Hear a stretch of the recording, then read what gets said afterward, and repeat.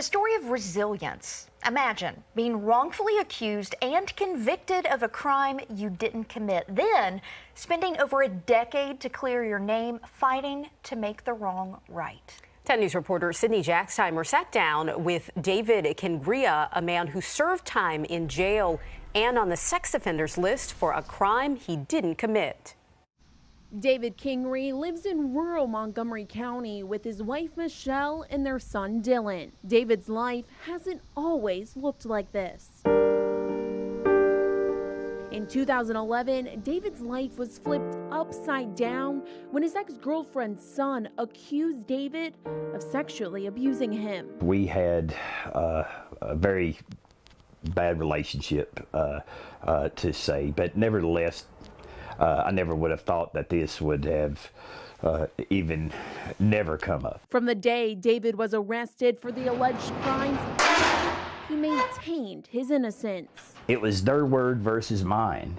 After 26 court appearances over the course of 3 years, David was found guilty and convicted of taking indecent liberties with a child. He was sentenced to serve 12 months in jail. And looked at them all in the eyes and said that I hope you know that you have just convicted an innocent man. Worse than his 12 months spent at Western Virginia Regional Jail in Salem, David was put on the Virginia Sex Offender Registry. Being on the registry itself has been it's been a death sentence. David being on the registry barred him from parts of his own son's life. You know, when he got into school, that's where it really come into play and effect. I couldn't go to the schools. You can't have no meetings, you can't have this. In the fall of 2020, David's life was flipped upside down once again when he received a letter from the boy, now an adult, who accused David of sexually abusing him over a decade ago. The letter said, he can't change the past, but he was going to do everything that he could to change my future and get me, cleared because he knew I was innocent. The letter took back all of the claims against David, clearing his name and getting him off the sex offenders list. The next step was to get David compensated for the time he wrongfully served in jail. Attorney Emily Hasbrook worked on David's compensation bill. David had his life completely ruined, and his entire life was stolen from him based on wrongful and untrue allegations. House Bill 1582 would provide for the relief of David Wayne Kingrea. March 2023, Virginia's General Assembly approved a compensation package for David of $55,000, and Governor Glenn Youngkin signed off on it. This was just a wrong that needed to be righted, and so that's what this process is about: is to try to right a wrong. I was grateful for that.